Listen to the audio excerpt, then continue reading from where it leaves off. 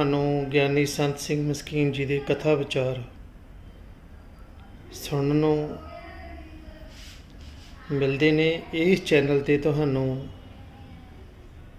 ਜਿਹੜੇ ਕਥਾ ਵਿਚਾਰ ਆ ਉਹ ਸ਼ਾਮ ਦੇ ਟਾਈਮ ਜਿਹੜੀ ਕਿ 5 ਵਜੇ ਤੋਂ ਬਾਅਦ ਹਰ ਰੋਜ਼ ਇਸ ਚੈਨਲ 'ਤੇ ਗਿਆਨੀ ਸੰਤ ਸਿੰਘ ਮਸਕੀਨ ਜੀ ਦੀ ਕਥਾ ਵਿਚਾਰ ਤੁਹਾਨੂੰ ਸੁਣਨ ਨੂੰ ਮਿਲਣਗੇ।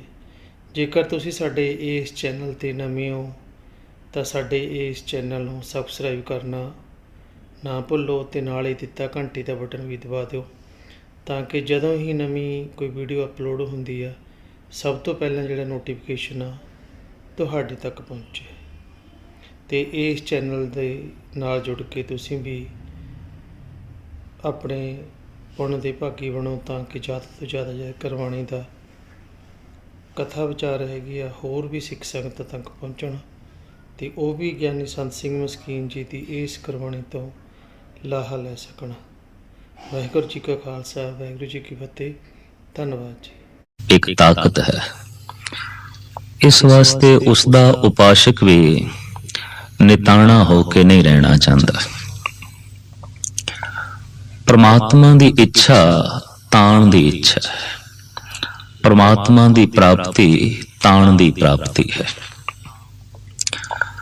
ਜਿੱਥੇ ਤਾਣ ਹੋਵੇ ਮਾਣ ਵੀ ਉੱਥੇ ਹੀ ਹੁੰਦਾ ਹੈ। ਮਾਣ ਤਾਣ ਦੀ ਹੀ ਪਰਿਕਰਮਾ ਕਰਦਾ ਹੈ। ਜਿੱਥੇ ਤਾਣ ਹੋਵੇਗਾ ਮਾਣ ਉੱਥੇ ਇਸ ਤਰ੍ਹਾਂ ਕਦਮਾਂ ਦੇ ਵਿੱਚ ਝੁਕਦਾ ਹੈ ਜਿਸ ਤਰ੍ਹਾਂ ਝਰਨਿਆਂ ਤੋਂ ਨਿਕਲਿਆ ਹੋਇਆ ਜਲ ਸਾਗਰ ਦੀ ਤਰਫ ਦੌੜਦਾ ਹੈ। ਅਨੰਤ ਕਾਲ ਤੋਂ ਮਨੁੱਖ ਦੇ ਅੰਦਰ ਇਹ ਭੁੱਖ ਬੜੇ ਪ੍ਰਬਲ ਰੂਪ ਵਿੱਚ ਰਹੀ ਹੈ ਕਿ ਤਾਣ ਮਿਲੇ। ਸਾਹਿਬ ਗੁਰੂ ਅਰਜਨ ਦੇਵ ਜੀ ਮਹਾਰਾਜ ਦੀ ਵੀ ਇੱਕ ਅਗੰਮੀ ਪੰਕਤੀ ਹੈ ਔਰ ਆਪ ਉਸ ਦੇ ਤਾਣ ਤੇ ਮਾਣ ਨੂੰ ਮੰਗਦੇ ਨੇ। ਮਾਣ ਮੰਗੋ ਤਾਣ ਮੰਗੋ ਧਨ ਲਖਮੀ ਸੁਤ ਦੇ। हे ਪ੍ਰਭੂ ਤੂੰ ਤਾਣ ਵੀ ਦੇ ਤੂੰ ਮਾਣ ਵੀ ਦੇ। ਨਿਤਾਣਾ ਮਨੁੱਖ ਨਿਮਾਣਾ ਹੁੰਦਾ ਹੈ, ਨਿਤਾਣੀ ਕੌਮ ਨਿਮਾਣੀ ਹੁੰਦੀ ਹੈ, ਨਿਤਾਣਾ ਦੇਸ਼ ਨਿਮਾਣਾ ਹੁੰਦਾ ਹੈ। ਔਰ ਆਮ ਕਹਾਵਤ ਹੈ ਕਮਜ਼ੋਰ ਮਨੁੱਖ ਮਰਨ ਤੋਂ ਪਹਿਲੇ ਹੀ ਮਰ ਜਾਂਦਾ ਹੈ, ਕਮਜ਼ੋਰ ਦੇਸ਼ ਮੁਰਦਾ ਹੁੰਦਾ ਹੈ, ਕਮਜ਼ੋਰ ਕੌਮਾਂ ਵਕਤ ਤੋਂ ਪਹਿਲੇ ਮਿਟ ਜਾਂਦੀਆਂ ਔਰ ਉਹਨਾਂ ਨੂੰ ਮਿਟਾਉਣ ਲੱਗਿਆਂ ਸ਼ਤਰੂ ਨੂੰ ਰੰਚਕ ਮਾਤਰ ਵੀ ਕੋਈ ਕਠਿਨਾਈ ਉਠਾਣੀ ਨਹੀਂ ਪੈਂਦੀ। ਇਸ ਵਾਸਤੇ ਅਚੇਤਨ ਮਨ ਵਿੱਚ ਇਹ ਭਾਵਨਾ ਮਨੁੱਖ ਦੇ ਬਣੀ ਰਹਿੰਦੀ ਹੈ ਕਿ ਤਾਕਤ ਮਿਲੇ, ਸ਼ਕਤੀ ਮਿਲੇ। ਜਦ ਬ੍ਰਹਮ ਗਿਆਨੀਆਂ ਨੇ ਕਹਿ ਦਿੱਤਾ ਪ੍ਰਮਾਤਮਾ ਹੀ ਸ਼ਕਤੀ ਹੈ, ਹੋਰ ਕੋਈ ਸ਼ਕਤੀ ਹੀ ਨਹੀਂ, ਉਹ ਇੱਕ ਤਾਕਤ ਹੈ, ਉਹ ਇੱਕ ਤਾਣ ਹੈ, ਤਾਂ ਸਿਆਣੇ ਮਨੁੱਖ ਪਰਮਾਤਮਾ ਦੀ ਤਰਫ ਰਾਗਬ ਹੋਏ। ਕਿੰਨੀ ਕੁ ਸ਼ਕਤੀ ਹੈ ਉਹ ਨਾਪ ਤੋਲ ਤੋਂ ਪਰੇ ਦੀ ਗੱਲ ਹੈ। ਕੀਤਾ ਤਾਣ ਸਵਾਲਿਓ ਰੂਪ, ਕਿਤਨਾ ਉਸਦਾ ਤਾਣ ਹੈ, ਕਿਤਨੀ ਉਸਦੀ ਸੁੰਦਰਤਾ ਹੈ। ਸਾਹਿਬ ਫਰਮਾਨ ਕਰਦੇ ਨੇ ਇਹ ਕੂਵਤ ਕਿਸ ਦੇ ਵਿੱਚ ਹੈ, ਇਹ ਅੰਦਾਜ਼ਾ ਕੌਣ ਲਾ ਸਕਦਾ ਹੈ? ਕਿਉਂਕਿ ਅੰਦਾਜ਼ੇ ਲਾਉਣ ਦੇ ਪੈਮਾਨੇ ਬੰਦੇ ਕੋਲ 3 ਨੇ, ਗਿਣ ਲੈਣਾ, ਤੋਲ ਲੈਣਾ ਔਰ ਨਾਪ ਲੈਣਾ। ਉਹ ਨਾਪ ਦੇ ਚ ਨਹੀਂ ਆਉਂਦਾ। ਕੋਈ ਨਾ ਜਾਣੇ ਤੇਰਾ ਕਹਿਤਾ ਕੇਵੜ ਚੀਰਾ, ਤੇਰਾ ਚੋਲਾ ਕਿੰਨਾ ਕੁ ਵੱਡਾ ਹੈ, ਨਾਪ ਦੇ ਚ ਨਹੀਂ ਆਉਂਦਾ। ਅਤੁਲ ਕਿਉਂ ਤੋਲਿਆ ਜਾਏ, ਉਹ ਤੋਲ ਦੇ ਚ ਵੀ ਨਹੀਂ ਆਉਂਦਾ। ਉਹਦੀਆਂ ਸਿਫਤਾਂ ਗਿਣਤੀ ਦੇ ਚ ਵੀ ਨਹੀਂ ਆਉਂਦੀਆਂ। ਅੰਤ ਨਾ ਸਿਫਤੀ ਕਹਿਣ ਨਾ ਅੰਤ। ਜੋ ਤੋਲ ਦੇ ਚ ਆ ਜਾਏ, ਜੋ ਗਿਣਤੀ ਦੇ ਚ ਆ ਜਾਏ ਔਰ ਜੋ ਨਾਪ ਦੇ ਚ ਆ ਜਾਏ ਉਹਦੀ ਸੀਮਾ ਬਣ ਜਾਂਦੀ ਹੈ। ਉਹ ਅਨੰਤ ਨਹੀਂ ਹੈ, ਉਹਦੀ ਸੀਮਾ ਬਣ ਗਈ। ਪ੍ਰਮਾਤਮਾ ਅਸੀਮ ਹੈ, ਪਕੜ ਤੋਂ ਪਰੇ ਹੈ, ਕਿਉਂਕਿ ਨਾਪ ਤੋਲ ਤੇ ਗਿਣਤੀ ਤੋਂ ਪਰੇ। ਪਰਮ ਸ਼ਕਤੀ ਹੈ, ਮਹਾਨ ਸ਼ਕਤੀ ਹੈ। ਜੈਸੇ ਕਿਸੇ ਮਸ਼ੀਨ ਦੀ ਤਾਕਤ ਅਸੀਂ ਨਾਪਣੀ ਹੋਵੇ ਉਹਦੇ ਉੱਪਰ ਲਿਖਿਆ ਹੁੰਦਾ ਹੈ ਬਈ ਇੰਨੇ ਹਾਰਸ ਪਾਵਰ ਦੀ ਹੈ, ਬ੍ਰਹਿਮੰਡ ਦੇ ਵਿੱਚ ਕਿੰਨੀ ਕੁ ਸ਼ਕਤੀ ਹੈ, ਪਰਮਾਤਮਾ ਦੇ ਵਿੱਚ ਕਿੰਨੀ ਕੁ ਸ਼ਕਤੀ ਹੈ, ਅਸੀਂ ਨਹੀਂ ਨਾਪ ਸਕਦੇ, ਨਹੀਂ ਤੋਲ ਸਕਦੇ। ਗਿਣਤੀ ਮਿਣਤੀ ਦਾ ਉੱਥੇ ਕੋਈ ਅੰਦਾਜ਼ਾ ਨਹੀਂ। ਪਰਮਾਤਮਾ ਦੀ ਪ੍ਰਾਪਤੀ ਤਾਣ ਦੀ ਪ੍ਰਾਪਤੀ ਹੈ, ਸ਼ਕਤੀ ਦੀ ਪ੍ਰਾਪਤੀ ਹੈ, ਤਾਕਤ ਦੀ ਪ੍ਰਾਪਤੀ। ਤੇ ਜਦ ਤਾਣ ਮਿਲਦਾ ਹੈ ਤਾਂ ਮਾਣ ਦਾ ਮਿਲਣਾ ਸੁਭਾਵਿਕ ਹੋ ਜਾਂਦਾ ਹੈ, ਕੁਦਰਤੀ ਹੋ ਜਾਂਦਾ ਹੈ। ਤਾਣ ਸਤਿਪੁਰਸ਼ਾਂ ਨੇ, ਆਲਮ ਪੁਰਸ਼ਾਂ ਨੇ ਕਈ ਤਰ੍ਹਾਂ ਦੇ ਮੰਨੇ ਨੇ।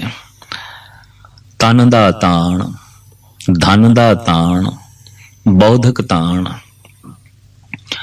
ਫਿਰ ਮਾਨਸਿਕ ਤਾਣ, ਔਰ ਅੰਤ ਦੇ ਚ ਮੰਨਿਆ ਹੈ ਅਧਿਆਤਮਿਕ ਤਾਣ, ਅਧਿਆਤਮਿਕ ਸ਼ਕਤੀ।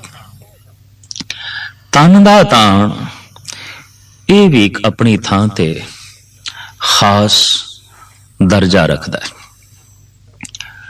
ਪਹਿਲਵਾਨ ਦਾ ਰਿਸ਼ਟ ਪੁਸ਼ਟ ਸਰੀਰ ਤਾਕਤ ਦੀ ਬਕਾਇਦਾ ਇੱਕ ਨੁਮਾਇਸ਼ ਹੈ, ਔਰ ਉਸ ਦਾ ਸਰੀਰ ਕਈਆਂ ਨੂੰ ਪ੍ਰਭਾਵਿਤ ਕਰਦਾ ਹੈ।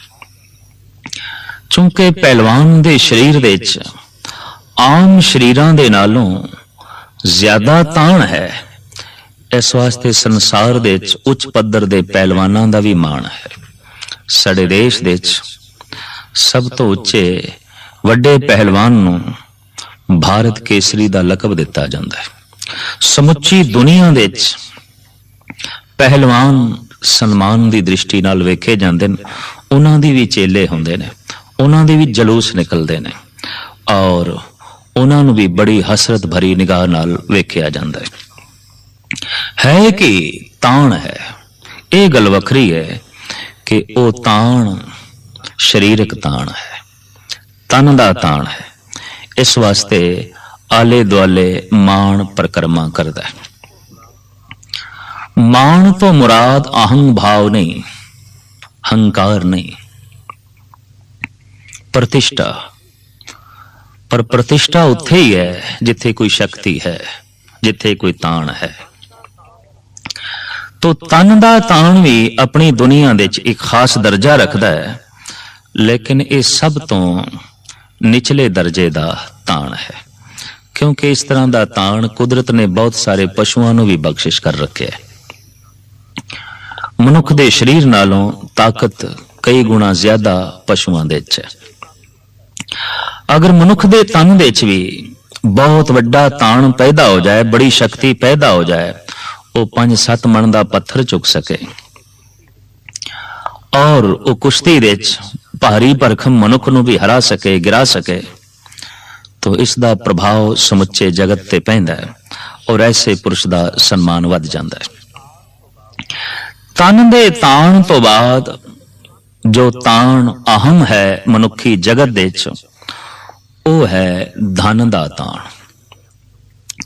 ਇੱਕ ਮੂਰਖ ਜਿਹਾ ਮਨੁੱਖ ਹੋਵੇ, ਲਾਗਰ ਤੇ ਬਿਮਾਰ ਹੋਵੇ, ਪਰ ਉਸ ਕੋਲ ਧਨ ਹੈ, तो चूंकि धन एक ताण है, उसका मान होवेगा, उसकी प्रतिष्ठा होवेगी, मान उसके आले दुआले परिक्रमा करेगा। तो धन भी एक शक्ति है, धन भी एक ताण है। पहलवान दी पूजा शक्ति दी पूजा है, धनवान दी पूजा शक्ति दी पूजा है। फर्क सिर्फ इतना है, वो तन दी शक्ति है, ये धन दी शक्ति है। एक गाथा है बड़ी सुंदर जो गुरु गोबिंद सिंह जी महाराज दे नाल संबंधित है। बहादुर शाह मुगल सम्राट ने साहिब गुरु गोबिंद सिंह जी महाराज नूं अपने सिंघासन ते बिठाया, कदमां दे च ओ आप बैठा। इस भरी हुई महफिल दे च एक सैयद भी बैठा सी, जो बहादुर शाह दा एक तरीके दा राजगुरु सी, भाव दीनी तालीम देण वाला सी। सैयद साहिब गुरु गोबिंद सिंह जी महाराज नूं सिंघासन ते बैठे होया वेख के अग बगोला हो गया, आपे तबार हो गए। क्योंकि बहादुर शाह ने कदी भी इस सैयद नूं अपने सिंघासन ते नहीं बिठाया सी। सैयद खुद हैरान, एक अनमत दे गुरु, एक अनमत दा रहबर, ਉਹ ਸਿੰਘਾਸਣ ਤੇ ਬੈਠੇ ਔਰ ਵਕਤ ਦਾ ਬਾਦਸ਼ਾਹ ਉਸਦੇ ਕਦਮਾਂ 'ਚ ਬੈਠੇ। ਈਰਖਾ ਖਾ ਗਿਆ, ਜਲਨ ਪੈਦਾ ਹੋਈ। ਬਹਾਦਰ ਸ਼ਾਹ ਤੇ ਗੁੱਸਾ ਉਹ ਨਾ ਕੱਢ ਸਕਿਆ, ਪਰ ਉਹ ਗੁੱਸਾ ਕੱਢਣ ਲੱਗ ਪਿਆ ਗੁਰੂ ਗੋਬਿੰਦ ਸਿੰਘ ਜੀ ਮਹਾਰਾਜ ਤੇ। ਆਖਣ ਲੱਗਾ, ਤੁਸੀਂ ਜਗਤ ਗੁਰੂ ਹੋ, ਤੁਹਾਨੂੰ ਲੋਕੀ ਵਲੀ ਅੱਲਾ ਕਹਿੰਦੇ ਨੇ, ਤੁਸੀਂ 10ਵੇਂ ਗੁਰੂ ਨਾਨਕ ਕਹਿਲਾਏ ਜਾਂਦੇ ਹੋ, ਪਰ ਤੁਸੀਂ ਦੱਸੋ ਤੁਹਾਡੇ ਕੋਲ ਸ਼ਕਤੀ ਕੀ ਹੈ, ਤੁਹਾਡੇ ਕੋਲ ਅਜ਼ਮਤ ਕੀ ਹੈ, ਤੁਹਾਡੇ ਕੋਲ ਕਰਾਮਾਤ ਕੀ ਹੈ।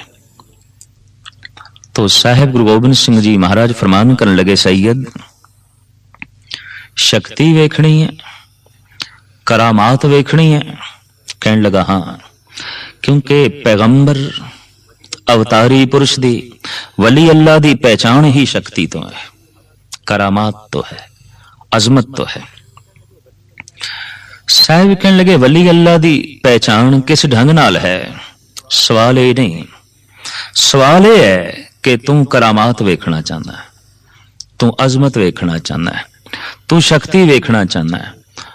तो वो शक्ति अगर तू वेखनी है तो फिर वसदी है बहादुर शाह दे मुंह दे विच। वाक ने बड़े सुंदर जो भाई साहब भाई संतोख सिंह जी ने लिखे ने, मारे बख्शे देर बिहीना, तिस मुख में लख अजमत पीना।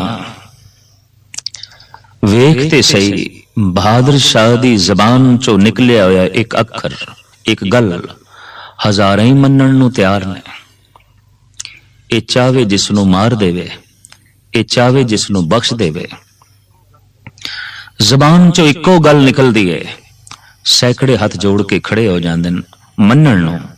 साहिब कहण लगे, सैयद ए करामात नहीं ते होर की है, ए अजमत नहीं ते होर की है। तो दिन रात इस करामात नूं वेखदा है ते अजे समझिया नहीं कि करामात किसनूं कहंदे ने, अजमत किसनूं कहंदे ने। सैयद कहने लगा, अगर ये करामात है, ये अजमत है, तां ये बहादुर शाह दे मूंह दे च वसदी है, तुहाडे कोल की है? तुसी किहड़ी ताकत रखते हो, तुहाडे कोल किहड़ी शक्ति है?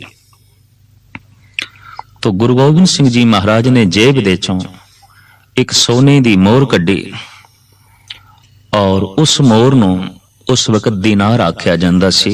मुगल काल दे हिंदुस्तान दे जो सिक्का राज सी, खास करके बहादुर शाह दे वक्त उन्होंने सिक्के दा नां दीनार रख दिता सी। तो सोने दी मोर नूं इंज हथेली ते रख के सैयद नूं मुखातब करदे पातशाह कहंदे ने, पिख दीनार जो हाथ हमारे, एहो अजमत लियो दुती विचार। एक दूजी करामात है, ये वेखदा पिया धन संसार दी सारी हलचल एदे आले दुआले घूम रही है, और ये धन एक मूर्ख ते लागर कमजोर बंदे कोल होवे, उसदी मान प्रतिष्ठा हो जाती। साहिब गुरु ग्रंथ साहब जी महाराज दी बाणी दा भी वाक है, को ना वड़ा माया वडियाई। मनुख नहीं वड्डा, दरअसल उसदे कोल जो धन है उस करके लोकी उसनूं वड्डा वड्डा कहंदे ने, उसदी वडियाई बन जाती है। पर वास्तविक साहिब कहंदे ने, सो वड़ा जिन राम ले वलाई। मुख्तसर से सैयद सुन के अग बगोला होया। जद महाराज ने कहा, ये धन भी एक तान है, एक शक्ति है, एक अजमत है, करामात है। तो सुन सैयद बोलियो तज मौन, तुम में करामात है कौन? सैयद औखा होके कहने लगा, बई ए करामात ते आखिर धन दी हो गई ना, सोने दी है, थोड़े विच केड़ी करामात है, थोड़े विच केड़ी शक्ति है? सुनदियां सार महाराज ने मयान चो तलवार कढ़ी। सुन सतगुर शमशीर निकासी, सब में छटा समान प्रकाशी। ओ शमशीर ऐसी चमकी जैसे आसमान विच बिजली चमक जाती। तत छिन बदन पीत होए गए, लोचन समुख न करते भय, सारी महफिल दे चेहरे पीले पै गए, सारे दंग रह गए। एक ही होया, गुरु गोबिंद सिंह जी महाराज ने तलवार कढ़ लई है। बहादुर शाह अपनी थां ते हैरान। सुन सतगुर शमशीर निकासी, सब में छटा समान प्रकाशी। तत्छिन बदन पीत होए गए, लोचन समुख न करते बाय। डरदा मारा कोई भी अपनी अखां हुण गुरु गोबिंद सिंह जी महाराज दी तरफ नहीं करता। सैयद नूं मुखातब करदे होया गुरु गोबिंद सिंह जी महाराज ने फरमान कीता, तेज दीपत श्री मुखते कहें, ए भी करामात एक है। ऐ भी एक करामात है, वेखदा पिया मेरे हथ दे च। हुण तू मूहों बोल के करामात दिखाओ ते मैं तेनू इसदी करामात दिखाना। कंबण लग पिया सैयद, किधरे मेरी गर्दन ना उड़ा देन। हाथ जोड़ के कहने लगा, नहीं महाराज, मैं ते थोड़ा आप जी नाल वार्तालाप करनी सी। साहब कहने लगे, नहीं वार्तालाप नहीं, तू ये आखदा है कि मैं कोई शक्ति वेखनी है, करामात वेखनी है, तो हुण तू मुंह ए बोल कि करामात दिखाओ ते असीं तैनू करामात दिखाईए। ओदे हाथ जोड़ गए, नहीं महाराज, मैं इस तरह दा ते कुछ नहीं देखना चाहता सी।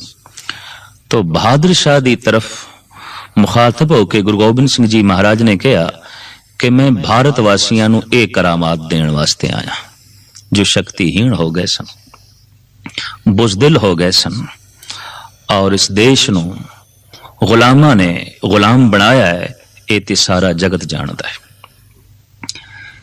इस देश नू अफगानियां ने गुलाम बनाया, ईरानियां ने गुलाम बनाया, इत्थे डच आए, इत्थे पुर्तगेज आए, इत्थे अंग्रेज आए, मंगोल आए, अरब आए, जो भी आया कामयाब होया, मालिक बन बैठा। देश दे मालिक गुलाम बन गए, दास बन गए, हमलावर मालिक बने। और ये गुलामी एक दिन दी नहीं, एक महीने दी नहीं, एक साल दी नहीं, एक सदी दी नहीं, सैकड़े साल तक ये देश गुलाम रहा। कदी मंगोलों दा, कदी अफगानियां दा, कदी ईरानियां दा, कदी अरब, कदी डच, कदी पुर्तगेज, कदी फ्रेंच ते कदी अंग्रेज। सारियां ने इस देश नू गुलाम बनाया, कारण भारतवासी शक्तिहीन हो चुके सी। गुरु गोबिंद सिंह जी महाराज बहादुर शाह नू मुखातब करके कहने लगे, ये जो करामात वेखना चाहता सी सैयद, हुण हाथ जोड़ के खड़ा है, डरदा मारा। बस मैं यही करामात देनी है भारतवासियों नू, ताकि ये अपने देश के मालिक बन सकन, देश दे च रहिंदे होया, अपने घर दे च रहिंदे होया गुलामां दी तरह ना रहन, दासां दी तरह ना रहन, मालिक दी तरह रहन। सुती हुई बीर रस दी कला नू गुरु गोबिंद सिंह जी महाराज ने जगाया। मुख्तसर अर्ज करन तो मेरी मुराद ए कि धन भी एक ताण है, एक शक्ति है, ते धनवान दी पूजा धन दी पूजा है, क्योंकि धन एक ताकत है। तो जिथे ताण होवेगा उथे मान आ जाएगा। तन दे ताण, धन दे ताण तो बाद अगर कोई ताण अहम है तो वह है बौद्धक ताण, बौद्धक बल, दिमागी शक्ति। आम मनुखा नालों बुद्धि ज्यादा तीक्ष्ण होवे, जिंदगी दे गहरे मसलियां नू समझ सके,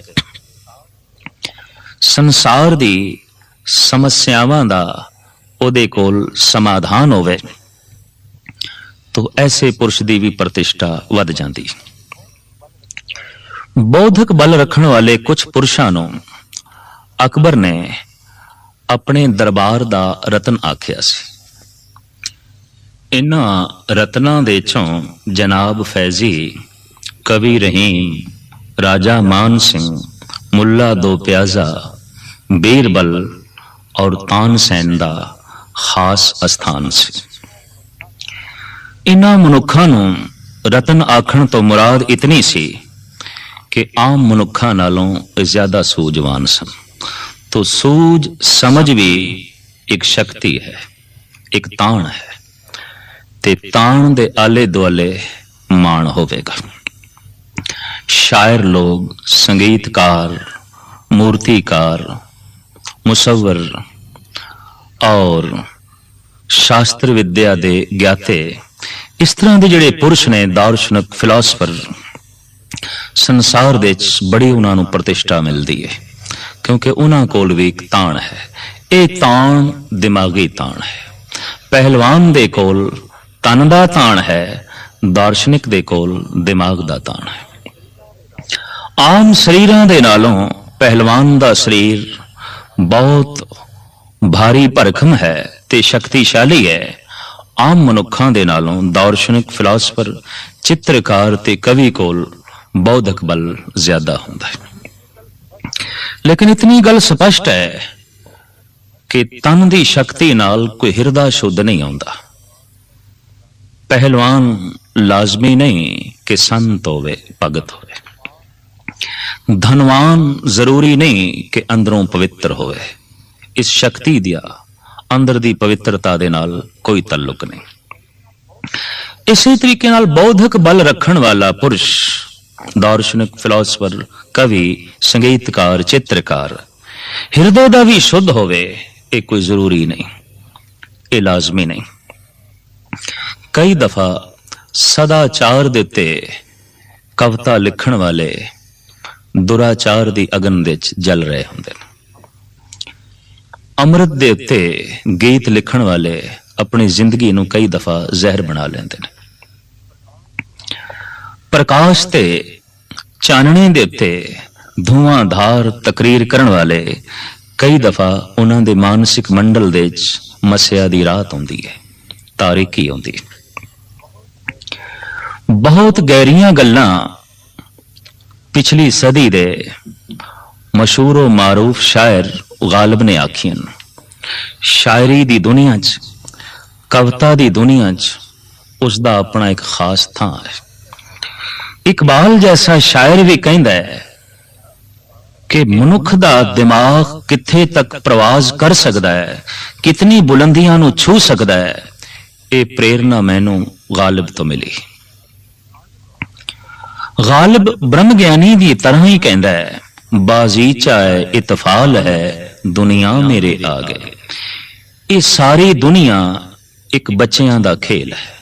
ਹੁਣ ਭਗਤ ਵੀ ਕਹਿੰਦੇ ਨੇ ਇਹ ਜਗਤ ਬੱਚਿਆਂ ਦਾ ਖੇਲ ਹੈ। ਆਵਨ ਜਾਨ ਇੱਕ ਖੇਲ ਬਣਾਇਆ, ਆਗਿਆਕਾਰੀ ਕੀਨੀ ਮਾਇਆ। ਗੁਰੂ ਅਰਜਨ ਦੇਵ ਜੀ ਮਹਾਰਾਜ, ਗੁਰੂ ਗੋਬਿੰਦ ਸਿੰਘ ਜੀ ਮਹਾਰਾਜ ਵੀ ਕਹਿੰਦੇ ਜਗਤ ਦਾ ਤਮਾਸ਼ਾ ਹੀ ਮੈਂ ਵੇਖਣ ਵਾਸਤੇ ਆਇਆ, ਔਰ ਜਗਤ स्वयं ਇੱਕ ਤਮਾਸ਼ਾ ਹੈ। ਮੈਂ ਹਾਂ ਪਰਮ ਪੁਰਖ ਕੋ ਦਾਸਾ, ਦੇਖਣ ਆਇਓ ਜਗਤ ਤਮਾਸ਼ਾ।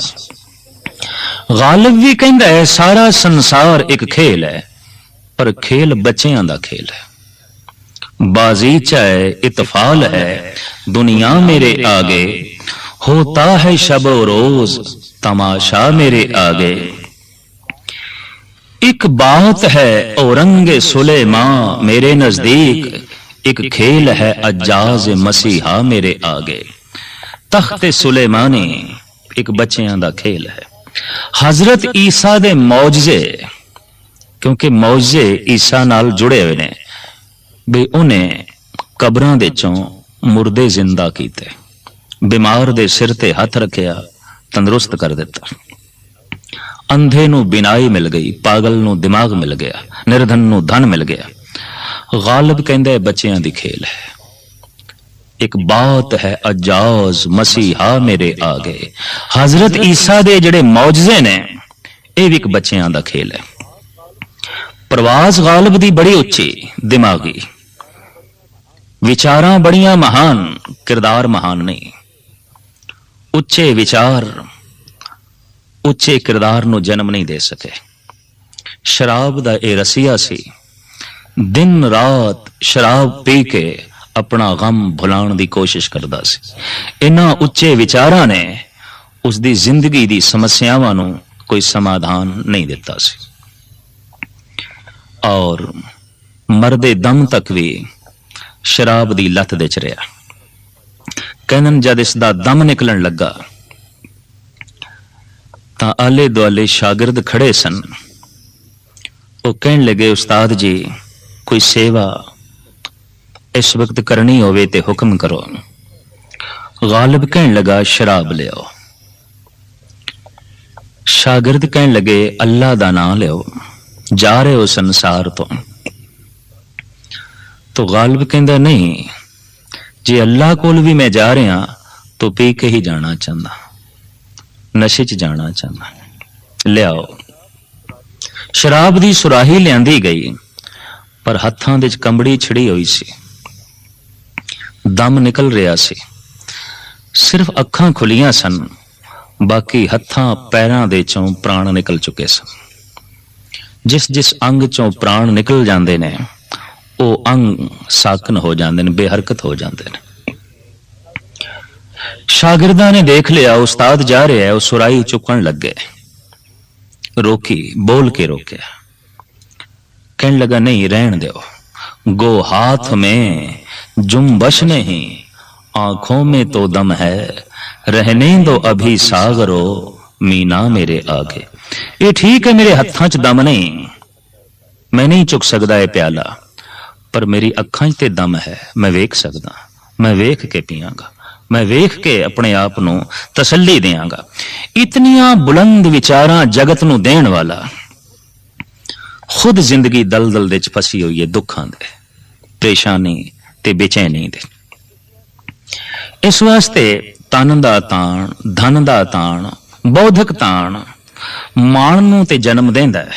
माण ते बड़ा मिल जाता है, प्रतिष्ठा ते बहुत मिल जाती है, पर जीवन दी मूल समस्यावां नूं कोई समाधान नहीं मिलता, वो बणियां रहिंदियां।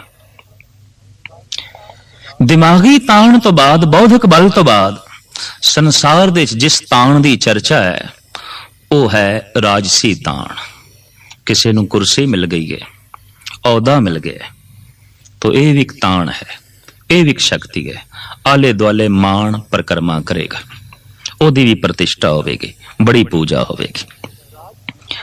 राजसी ताण तो बाद जिस ताण दी धार्मिक दुनिया दे चर्चा है वो है मानसिक ताण। किसी मंत्र दा विच बार बार ध्यान जोड़ के, रटन करके, जाप करके कुछ शक्ति जो मिलती है उसनों मानसिक ताण कहने न, रिद्धि या सिद्धि।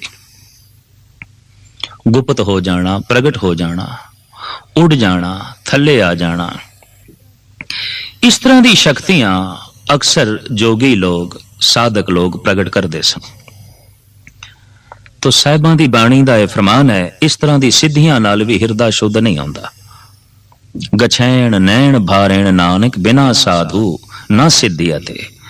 मनुख खंडा ब्रह्मंडा दा भी भ्रमण करके आ जाए और परमाणु जितना बारीक होके परमाणु पर्यंत आकाशे दीप लो से खंडने, पर बिना अध्यात्मक बल तो जिंदगी दी मूल समस्यावां नूं समाधान नहीं मिलेगा। तो अध्यात्मक बल किस तरह मिलेगा? आत्मा ज्यों परमात्मा नाल जुड़दी है तो अध्यात्मक बल मिलदा है। अध्यात्मक बल दे मिलदियां जगत दियां सारियां ताकतां कदमां दे सजदा करदियां, कदमां दे झुकदियां। अध्यात्मक बल मिलदा है परमात्मा नाल जुड़न करके, ते परमात्मा नाल जुड़न दा ढंग है सिमरन, जाप। गुरु नानक दे कोलों सिर्फ यही शक्ति सी कि धनवान भी झुके, गुणवान भी झुके, हुक्मरान भी झुके, बड़े बड़े पहलवान भी गुरु नानक दे कदमां ते सजदा करते रहे। यही अजीम ताण है, यही अजीम शक्ति है। ताण मान दीवान साचा, नानक की प्रभ टेक। हे प्रभु, तेरा नाम ही मेरा ताण है, तेरा नाम ही मेरा मान है। परमात्मा निर्मल है, ओदा ताण भी निर्मल है। परमात्मा निर्मल है, ओदा मान भी निर्मल है। परमात्मा दे नाम तो जो ताण मिलदा है, जो मान मिलदा है, ओदे नाल हिरदा होर शुद्ध हुंदा है, क्योंकि परमात्मा स्वयं निर्मल है। धन दे ताण नाल, तन दे ताण नाल, बौद्धक ताण नाल, राजसी ताण नाल ते कई दफा हिरदा अशुद्ध हो जाता है, होर मैला हो जाता है, क्योंकि सारा जगत मैला है ते जगत दा ताण हिरदे नूं मैला ही कर छड़दा है। जगत दे करते दा ताण हिरदे नूं शुद्ध कर देंदा है। इस वास्ते गुरबाणी दी प्रेरणा है, ऐ मनुख, जे तू ताण प्राप्त करना चाहना है ਤਾਂ ਨਾਮ ਦਾ ਹੀ ਤਾਣ ਪ੍ਰਾਪਤ ਕਰ। ਤਾਣ ਮਾਣ ਦੀਵਾਨ ਸਾਚਾ ਨਾਨਕ ਕੀ ਪ੍ਰਭ ਟੇਕ। ਜਦ ਜੋਗੀਆਂ ਨੇ ਪੁੱਛਿਆ ਗੁਰੂ ਨਾਨਕ ਦੇਵ ਜੀ ਮਹਾਰਾਜ ਤੋਂ, ਕੌਣ ਸਕਤ ਤੋਂ ਇੱਥੇ ਲਿਆਈ, ਕਿਹੜੀ ਸ਼ਕਤੀ ਦੇ ਆਸਰੇ ਤੇ ਤੁਸੀਂ ਸੁਮੇਰ ਪਰਬਤ ਤੇ ਆਇਓ, ਤਾਂ ਸਾਹਿਬਾਂ ਨੇ ਕਹਿ ਦਿੱਤਾ ਸੀ, ਬਿਨਾਂ ਨਾਮ ਤੋਂ, ਬਿਨਾਂ ਸਤਸੰਗ ਤੋਂ, ਬਿਨਾਂ ਬਾਣੀ ਤੋਂ ਮੇਰੇ ਕੋਲ ਹੋਰ ਕੋਈ ਸ਼ਕਤੀ ਨਹੀਂ, ਹੋਰ ਕੋਈ ਤਾਣ ਨਹੀਂ।